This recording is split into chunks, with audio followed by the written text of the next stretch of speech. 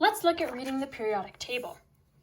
So the first thing about the periodic table is that the periodic table is organized by atomic number. As you can see, the first element in the table has the atomic number 1, the second has the atomic number 2, and the third the atomic number 3. This goes on throughout the entire table. Next, every element in the periodic table is in a little box, quite like this one. And in that box is their symbol. Now, the symbol of an element is either one capital letter or a capital and a small letter, and most of the time the letters are the first in the element's name. For example, this element is chlorine, so its symbol is a capital C and a lowercase l. Now also in most periodic tables, above the symbol of the element will be its atomic number.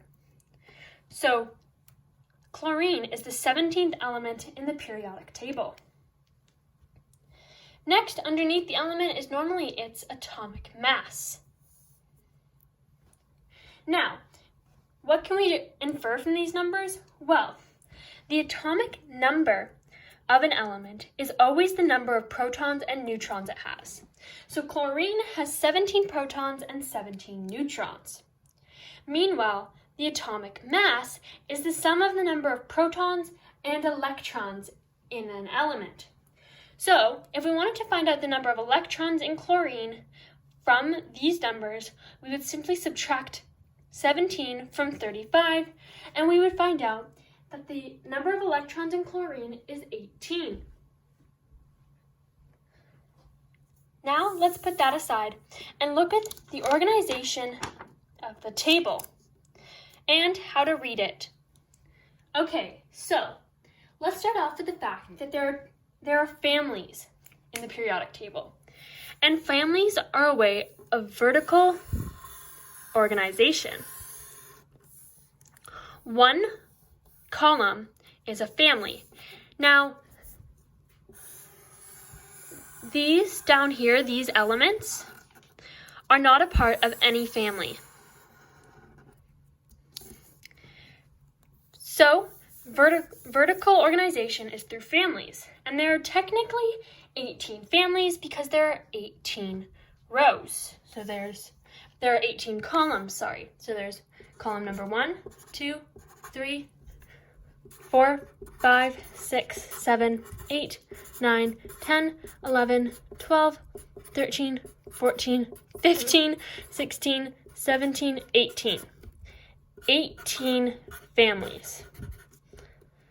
Now, that's not to say all are recognized. Some chemists only recognize the main 5 families, which are the noble gases over here, the halogens next to the noble gases, the alkali earth metals over here in family 2, and the alkaline metals over here in family 1. And the transition metals, which are considered families 3 through 12. So this is all considered one family, the transition metals. And those are the main 5 families that almost all chemists recognize. However, some recognize more. Some recognize a main 9, which are the main 5, including these 4 families over here: the boron family, the carbon family, the nitrogen family, and the oxygen family. Now you can see that these families are actually named after the first element in their family: boron, carbon, nitrogen, and oxygen. And that's families in the periodic table. However, there's also series in the periodic table, which is how we organize the periodic table horizontally. So, one row is one series. And there are 7 series in the periodic table. Once again, these rows of elements are not included. So there are 7 series. 1, 2, 3, 4, 5, 6, 7. 7 series. And that's how you organize the periodic table. So let's practice.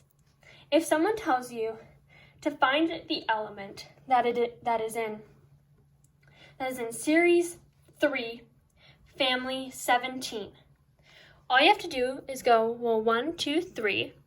This is the 3rd series, and the families 1, 2, all the way to 12, 13, 14, 15, 16, 17. Family 17, series 3, is chlorine, the element we previously talked about. And that's how you read and organize the periodic table. Another way you could read or organize the periodic table is by looking at metals, nonmetals, and metalloids. However, we've already talked a lot about the periodic table today, and if you want to look more into that, you can simply Google a periodic table and see that all elements can be classified as metals, nonmetals, or metalloids.